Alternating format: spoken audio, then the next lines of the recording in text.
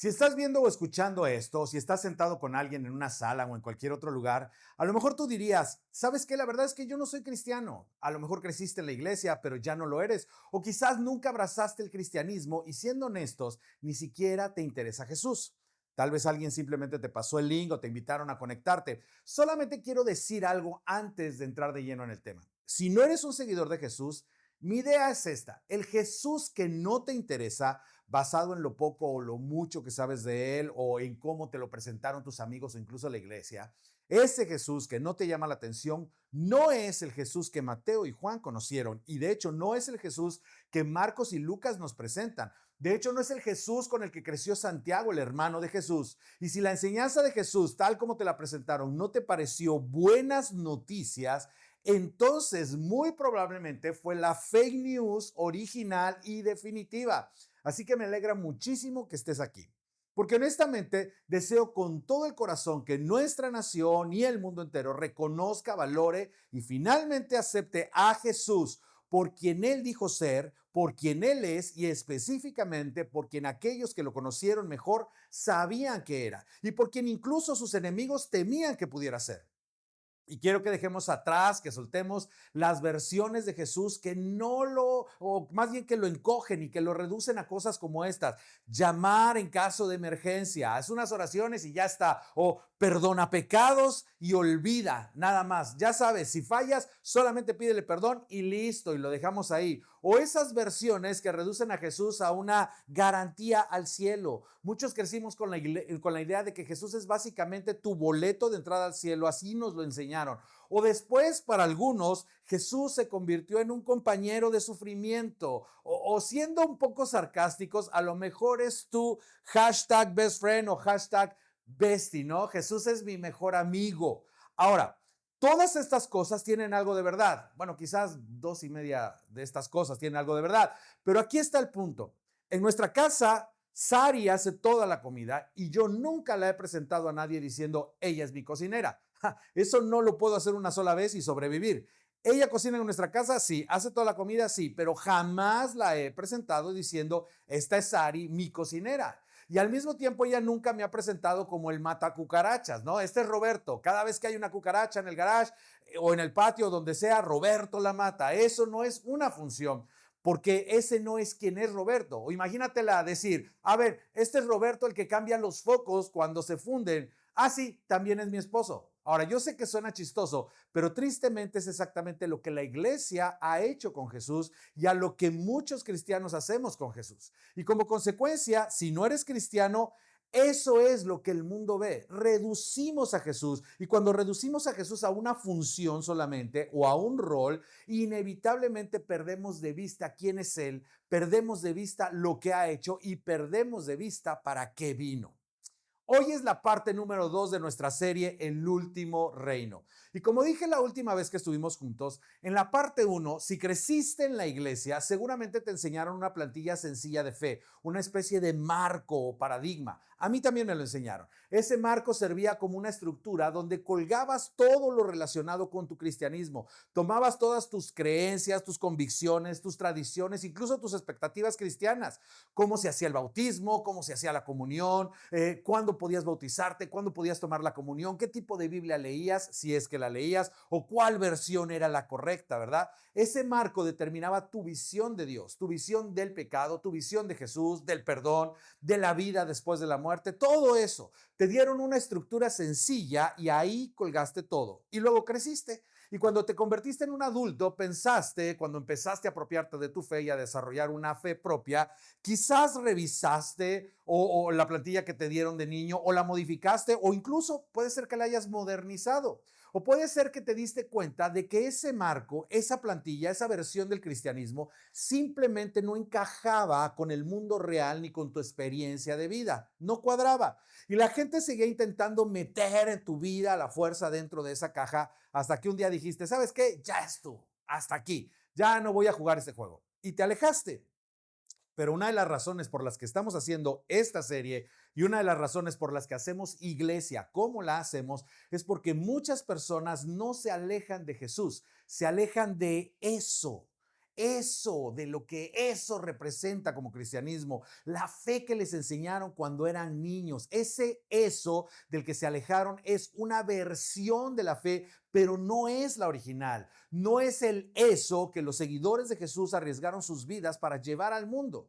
Porque dicho de otra manera, si fue tan fácil dejarlo, si fue tan fácil descartarlo, si no pudo sostenerse bajo las presiones de la vida adulta, entonces claramente no era el eso por el que los discípulos de Jesús del primer siglo dieron su vida. Un eso que se desmorona bajo las presiones de la vida no es el eso que valga la pena exportar.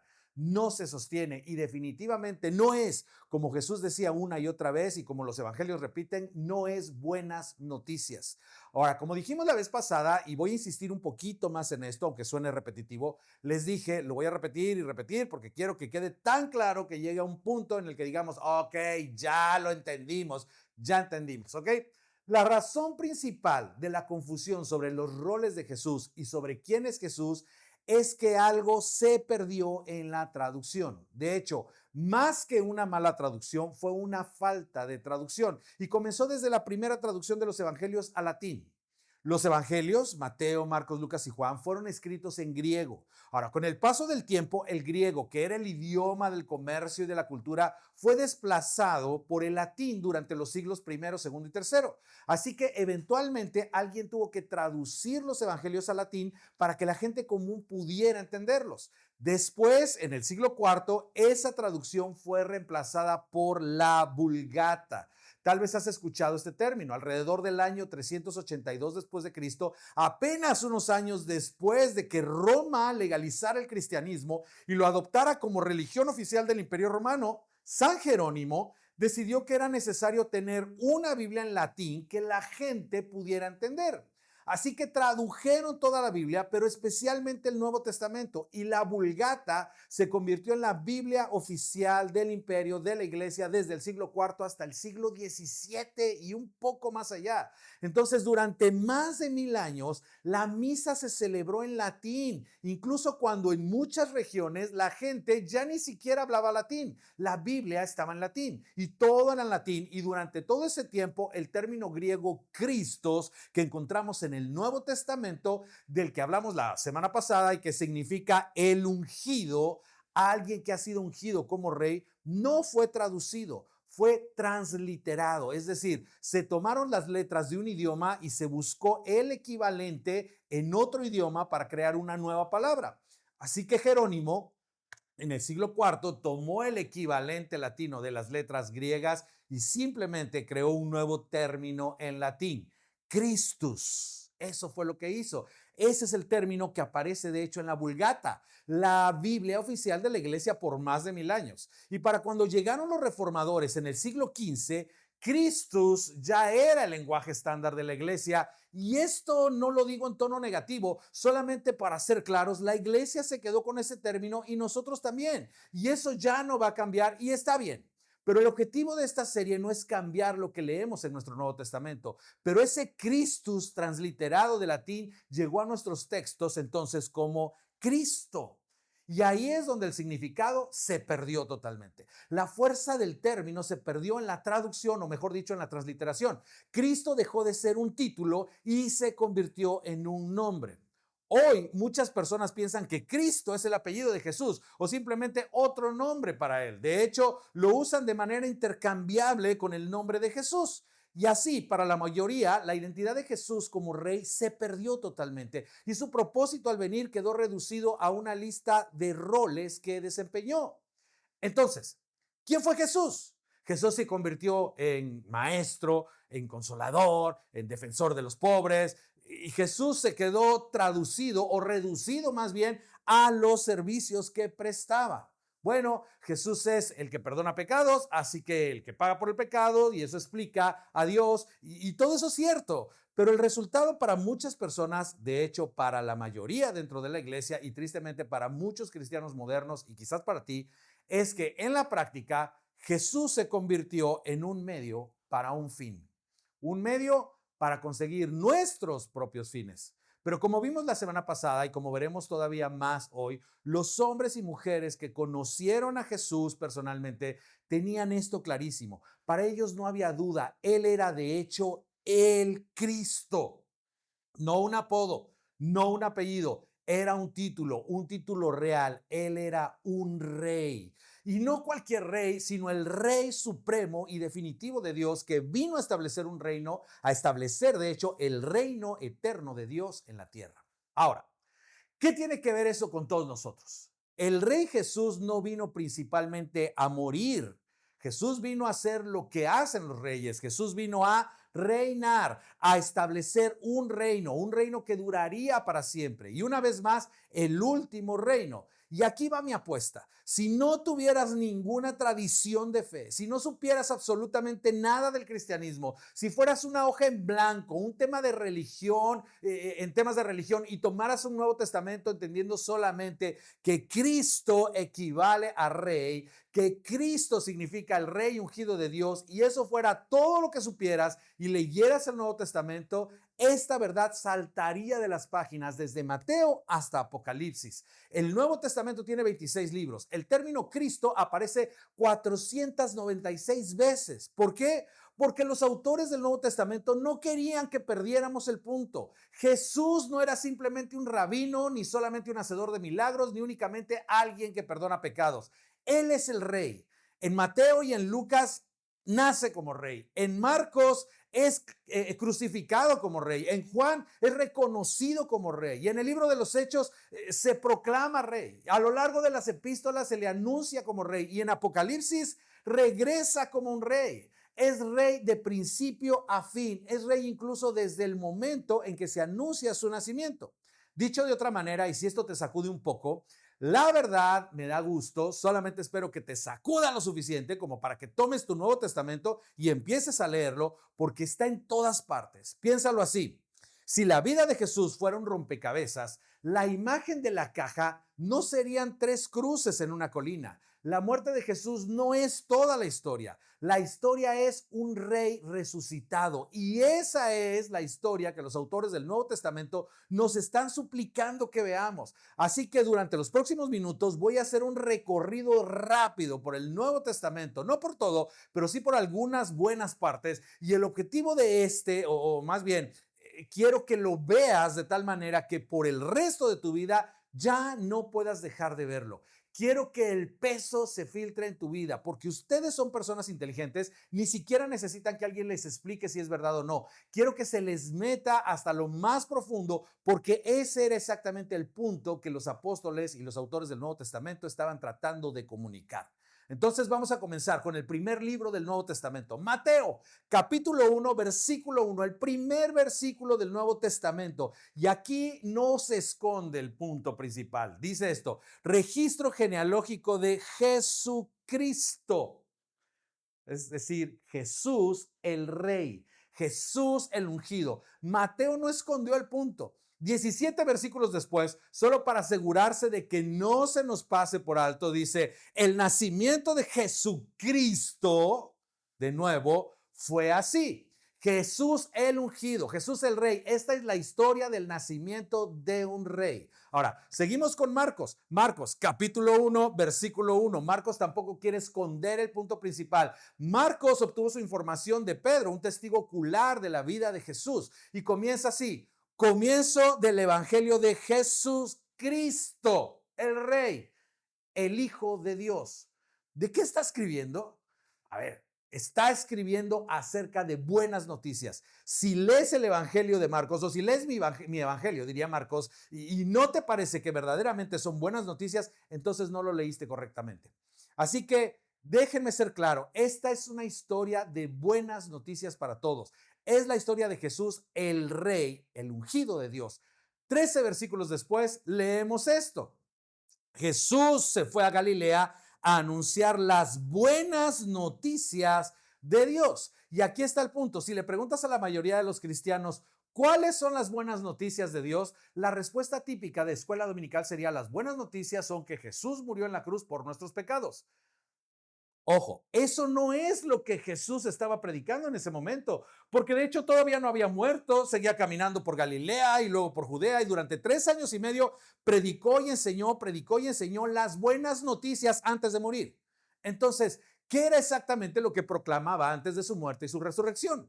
Afortunadamente para nosotros, Marcos nos lo dice. Este era el mensaje de Jesús. Se ha cumplido el tiempo, decía, el reino de Dios está cerca. Hermanos, hermanas, hijos de Abraham, ustedes han esperado, se les prometió que Dios enviaría a un profeta definitivo, a un rey. Algunos me han llamado el Hijo del Hombre, el Hijo de Dios, el Hijo del Bendito, y el tiempo finalmente ha llegado. Dios ha hecho lo que ustedes han esperado y orado por siglos. El reino de Dios se ha acercado. A ver, Jesús, ¿qué quieres decir con que el reino de Dios? En todo el Nuevo Testamento, cuando ves la frase el reino de Dios o el reino de los cielos, piensa en el gobierno y en el dominio de Dios. A eso se refiere, en el reinado y la autoridad de Dios. Y más específicamente en el reinado y la autoridad de Dios a través de Cristo, el Rey. Eso es lo que significa el reino de Dios. Significa que Dios está reinando y Jesús dice, el reino está cerca porque el Rey ya está aquí. El reino está cerca porque el rey ya llegó. El reino está cerca porque el rey está en la ciudad. No es una predicción futura, es lenguaje de cumplimiento. El rey ya está aquí y esto es lo que quiero que hagan. Arrepiéntanse y crean las buenas noticias. Ahora, cuando tú y yo vemos la palabra arrepiéntanse, casi siempre pensamos en dejar el pecado. Y sí, a veces se usa de esa manera, pero la palabra griega significa en esencia cambiar de manera de pensar, cambiar tu perspectiva. Y cuando cambias tu manera de pensar, entonces cambias de dirección. Y Jesús está diciendo, dejen la forma equivocada de ver el mundo y empiecen a pensar de una manera nueva. El rey ha llegado para ayudarlos a hacer exactamente eso. Jesús invita a su audiencia y a todos nosotros a voltear hacia algo bueno y abrazarlo, algo que transformaría la manera en que vemos el mundo, algo que cambiaría la manera en que nos vemos a nosotros mismos. De hecho, algo que redefiniría cómo vemos a las personas que nos rodean. Luego Jesús expande esta idea en su enseñanza más famosa, en su sermón más conocido, el Sermón del Monte. Y conforme lo lees, estas ideas aparecen una y otra vez. Una vez que tienes este nuevo marco, este filtro, escucha esta declaración que seguramente ya conoces. Y yo sé que la has escuchado 1000 veces, pero ahora entiende quién es el que está hablando. Es el Rey. Escucha lo que les dice a quienes apenas están comenzando a entender en presencia de quién están. Esto es lo que quiero que hagan. Más bien, busquen primero, persigan primero, hagan prioridad, su número uno, por encima de todo lo demás, de todo lo que buscan. Y todos buscamos muchas cosas que queremos necesitar, pero Jesús dice, sí, lo entiendo, pero lo que quiero que busquen primeramente es el reino de Dios y su justicia. Y justicia aquí se refiere a la perspectiva del rey, a la manera del rey de definir lo que es correcto y lo que es injusto. Jesús está diciendo, quiero que adopten mi manera de ver la justicia, mi manera de ver lo correcto, mi manera de entender cómo debería funcionar el mundo, porque Dios, nuestro Padre, creó el mundo para que funcionara de cierta manera y te creó a ti para vivir de cierta manera. Y ahora que Jesús, el Rey, ha llegado, el reino está siendo establecido y todos están invitados a participar en él. Pero para poder entenderlo, tiene que convertirse en prioridad. Tiene que buscar primero el reino de Dios. Y luego, en ese mismo sermón, y todos lo sabemos de memoria, Jesús nos enseña a orar. Les enseñó a orar porque no estaban orando correctamente y nos enseña a orar a nosotros porque nosotros tampoco oramos correctamente. Le pedimos a Dios muchísimas cosas y Jesús fue muy claro, cuando ores por lo que te duele o por lo que te preocupa o por lo que necesitas en tu familia, en tu trabajo, en la escuela, no olvides orar esto. Venga tu reino, hágase tu voluntad en la tierra como en el cielo. En la escuela, en el trabajo, en mi matrimonio, en nuestro hogar, en mi vecindario, en nuestra nación, en nuestro mundo. ¿Oramos así? ¿De verdad?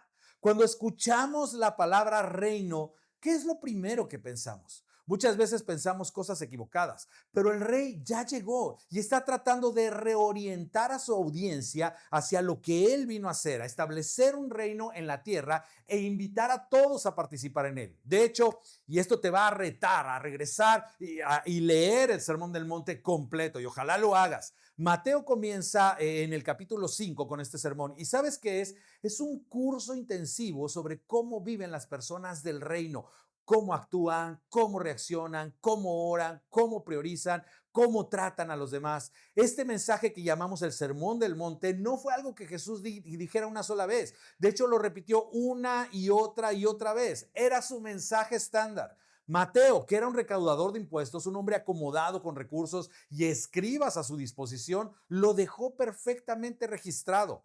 Tomó las partes más importantes y nos las presentó. Era el mensaje que Jesús enseñó una y otra vez. El rey está aquí, el reino ha llegado y ustedes están invitados a participar en él. Y así es como se ve vivir dentro del reino de Dios. Mateo, Marcos y ahora Lucas. La semana pasada vimos el primer capítulo de Lucas y lo voy a leer otra vez. El ángel se le aparece a María. El rey ni siquiera ha llegado todavía. Se está anunciando al rey y el ángel le dice a María: él será un gran hombre y lo llamarán Hijo del Altísimo. Dios el Señor le dará el trono de su padre David y reinará sobre el pueblo de Jacob para siempre. Su reinado no tendrá fin. En el contexto de aquella sociedad judía, esto era enorme, era increíble, aunque todavía no tenían ni idea de lo mucho más grande que iba a ser. Mateo, Marcos, Lucas, pero ahora vamos a Juan. Juan capítulo 1. Y esto es increíble. Juan otra vez es testigo ocular de lo que pasó en la vida de Jesús. Estuvo con Jesús desde el principio. De hecho, es uno de los discípulos originales. Has escuchado estos nombres, ¿verdad? Andrés, Pedro, Jacobo y Juan. Bueno, pues déjate cuento. Andrés venía de un grupo de jóvenes que eran discípulos de Juan el Bautista. Y cuando Juan el Bautista bautiza a Jesús, les dice: muchachos, yo no soy el indicado, él es el indicado. Ya me siguieron a mí, ahora síganlo a él. Y la escritura dice que varios discípulos de Juan comenzaron a seguir a Jesús y Andrés era uno de ellos. Escucha a Jesús enseñar y se da cuenta de que Juan el Bautista no estaba exagerando. Este es el bueno. Entonces va y busca a su hermano, el que después se convertiría en el discípulo más famoso, Pedro, y escucha lo que Juan nos cuenta en el capítulo 1. Dice: Andrés encontró primero a su hermano Simón y le dijo: hemos encontrado al Mesías, es decir, el Cristo. Ahora, Juan lo está documentando, probablemente lo dictó, lo escribió ya siendo un hombre muy anciano, y es como si de pronto se detuviera y dijera: espérame tantito, usó el término Mesías, pero luego recuerda que la mayoría de su audiencia no tiene un contexto judío y no sabe qué significa eso, y hace una pausa y lo repite usando un término que sus lectores griegos sí iban a entender. Mesías significa ungido, pero los no judíos no lo traen en su diccionario mental, así que Juan lo aterriza, es decir, el Cristo, el ungido. Así de claro quiso dejarlo. Luego la historia sigue. Todavía en Juan capítulo 1, después de encontrarse con Jesús, Natanael, que después también se convertiría en uno de los discípulos, conoce a Jesús y Jesús le dice algo sobre lo que no había manera de que pudiera saber a menos que Jesús fuera alguien fuera de lo común. Entonces Natanael se queda en shock y el texto dice que respondió: Rabí, tú eres el Hijo de Dios, tú eres el Rey de Israel. Es como si dijera: tú eres el que nos dijeron que venía y la verdad ya te habíamos perdido de vista, ya habíamos perdido la esperanza. Y puedes leer la respuesta de Jesús por ti mismo. Básicamente le dice a Natanael: ¿crees eso y te impresionas? ¿Sabes que todavía no has visto nada? Y luego, por si acaso se nos pasó y leemos todo el Evangelio de Juan y llegamos al final sin captar el hilo principal porque seguimos atrapados en el marco de cosas que Jesús vino a hacer en vez de quién es Jesús, Juan insiste: no quiero que mis lectores se lo pierdan, y termina con una declaración de propósito.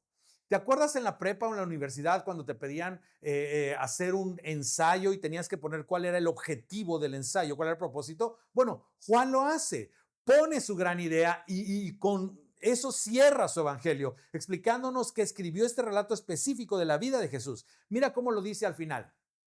Jesús hizo muchas otras señales en presencia de sus discípulos, las cuales no están registradas en este libro. Ahora, fíjate que no usa la palabra milagros, usa señales, porque Juan estructura su evangelio alrededor de 7 u 8 cosas que nosotros llamaríamos milagros. Y Juan dice, no fueron actos al azar, no fueron ocurrencias, fueron señales. ¿Y para qué nos sirve una señal? Para apuntar a algo. Juan está diciendo, ¿no entienden? Esas cosas extraordinarias que Jesús hizo no eran nada más cosas bonitas, estaban señalando quién es Él y el título que Él reclama. Jesús hizo muchas otras señales frente a sus discípulos, testigos oculares, que no están registradas aquí, es lo que está diciendo. Juan dice, no las puse todas, elegí algunas, y luego sigue. Pero estas se han escrito para que ustedes crean que... Ahora, en griego literalmente es con el propósito de que ustedes crean algo. Y este es el mismo Juan que nos da Juan 3:16, porque de tal manera amó Dios al mundo, etcétera, etcétera, para que si crees en Él no te pierdas para Dios. ¿Crees eso? Y Juan nos diría, ¿en serio llegaste al final y todavía no sabes qué es lo crucial? Así que te lo explica directo. Escribí todo esto para que ustedes crean que Jesús es o Christus. Ojo. Juan incluye el artículo definido, Jesús, el Cristo. Cristo no es un nombre, es un título. Jesús es el ungido, el Rey supremo de Dios. Juan escribió todo su evangelio para convencer a sus lectores de quién es Jesús y por qué vino. Y lo remarca todavía más, y para que al creer en su nombre tengan vida. Ahora, regresando a Marcos, déjame repetirlo. Marcos obtuvo su información de Pedro. Pedro era analfabeta, lo sabemos por el libro de Hechos. Pedro, Andrés, Jacobo y Juan eran pescadores, eran hombres de trabajo duro, probablemente si eran exitosos, iban a heredar un negocio familiar, pero no tenían educación formal. El texto dice que eran hombres sin letras. Así que cuando Pedro se sentó a contar su historia, su vida con Jesús, sus experiencias con Jesús, se las dictó a Marcos, que sí dominaba el griego, porque de hecho él era griego, y Marcos documentaba lo que pasó después de que arrestaron a Jesús, porque Pedro estuvo ahí a la distancia, quizás en el peor día de su vida y probablemente el peor error de su vida, pero sabía lo que estaba pasando. Y además tenía gente dentro de la casa de los líderes religiosos y de Caifás, que había sirvientes, había conexiones por donde se filtraba la información. Ahora, también lo sabemos por el libro de Hechos. Cuando arrestaron a Jesús, lo golpearon, se burlaron de él, lo traían de un lado a otro y lo interrogó el sumo sacerdote. Y nosotros no alcanzamos a imaginar el terror que existía en esa noche. Estás solo, es de madrugada, sigue oscuro y tus amigos más cercanos huyeron y te dejaron. Y te están interrogando una y otra vez buscando que digas algo para acusarte de blasfemia y sentenciarte a muerte. Así que llega al punto donde todos están con Jesús. A ver, ya dínoslo. Y esta es la clave. La iglesia quizás se confundió sobre quién es Jesús, pero sus enemigos no. Ellos entendieron perfectamente lo que él estaba afirmando. Así que le preguntan, ¿eres el Cristo? Artículo definido, el Cristo, el enviado de Dios, el ungido, el Rey supremo de Dios. Y luego presionan un poco más, pero ni siquiera se atrevían a decir el nombre de Dios de los santos que se creían, aún estando, ni tenían idea que estaban frente al Hijo de Dios. Y le preguntan, ¿eres el Cristo, el Hijo del bendito? Y la respuesta de Jesús o lo condena o en teoría podría liberarlo. ¿Quién mentiría en un momento así? Sí, soy yo o yo soy, dijo Jesús. ¡Wow! Yo soy el Rey. Con eso bastaría. El texto dice, todos ellos lo condenaron como digno de muerte, no por lo que enseñó, sino por lo que afirmó ser o por quien afirmó ser. El Cristo, el Rey Supremo de Dios. Y yo podría seguir y seguir libro tras libro del Nuevo Testamento. Está por todos lados y es importantísimo. Es importante por muchas razones y vamos a explorar varias en las próximas 3 semanas. Pero déjame ponerme tantito negativo. Una de las razones por las que esto importa tanto, reconocer que Jesús es el Rey, es que destapa o saca a la luz o deja al descubierto nuestro cristianismo muy superficial, inmaduro y en cierto sentido arrogante del tipo, ¿y qué has hecho por mí últimamente? Ahora, no respondas en voz alta si ya te sabes la respuesta, pero para los que leen la Biblia, ¿se acuerdan de lo último que hicieron los discípulos antes de que Jesús los dejara?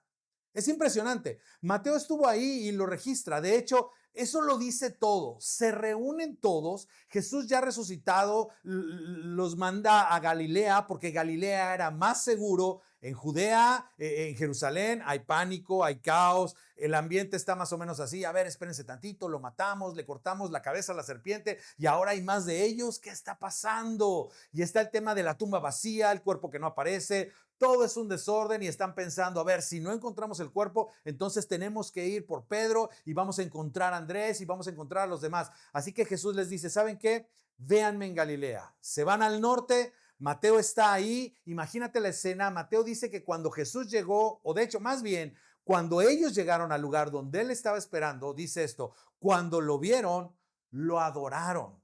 Ahora, piensa en esto. Todos ellos son judíos.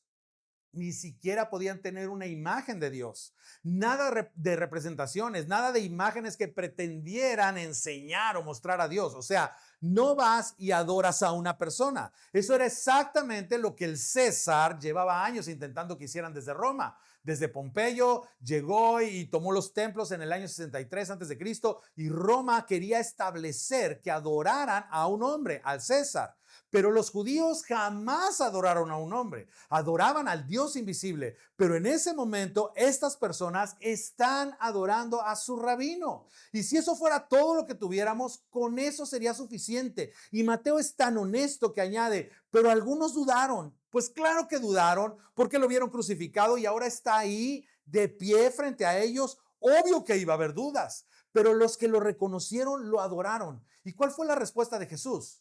Primero, algo clave, aceptó su adoración, es decir, no los detuvo, no dijo, no, levántense muchachos, por favor, nada más soy Jesús. No, la recibió y luego suelta una declaración que no recibe la atención que debería recibir. En gran medida la pasamos por alto. Y mira, no quiero decir que esto cambiaría todo, pero sí cambiaría muchísimo. Si la iglesia y en esencia o en especial los evangélicos, los fundamentalistas, los cristianos conservadores, los pentecostales, si todos nosotros hiciéramos una pausa, quitáramos nuestras ideas preconcebidas y dejáramos que una sola declaración nos atravesara, se nos metiera a la conciencia y se volviera el filtro con el que vivimos y tratamos a la gente y leemos la Biblia, Jesús se queda ahí de pie y hace esta afirmación enorme. Se me ha dado toda autoridad en el cielo y en la tierra. Toda autoridad. ¿Quién diría algo así? En el mundo del primer siglo solo había una persona que podía reclamar autoridad sobre un territorio o sobre un reino, y ese era el rey. Es lenguaje de rey, de reino. Y se lo dice a este grupo tan variado de personas que en ese momento temen por sus vidas. Son prófugos, van a ser perseguidos. Varios serán martirizados pronto y los demás probablemente unos años después. Y Jesús les dice, tengo toda la autoridad en el cielo y en la tierra. ¿Quién hablaría así? ¿Un simple perdonador de pecados? No, un rabino no, un maestro, un consolador, un buen ejemplo. No y no, solamente un rey diría algo así, el rey supremo de Dios, un rey que no nos debe nada y aún así nos lo dio todo, un rey en quien se puede confiar plenamente porque es un buen rey, un rey del que no debes tener miedo, es el rey que no vino a exigirnos que diéramos nuestra vida por él, sino que vino a dar su vida por nosotros y puso todo de cabeza. Es el rey que vino a invertir el orden de las cosas y no vino principalmente a morir, vino a reinar y estableció su reino en la tierra y tú y yo estamos invitados a participar en él. Y cuando hombres y mujeres abrazan los valores del rey, ese pedazo de tierra se vuelve mejor. Esas familias se vuelven mejores, esas comunidades se vuelven mejores y esas naciones se vuelven mejores. ¿Por qué? Porque Él es el Rey. Así que voy a cerrar con esto.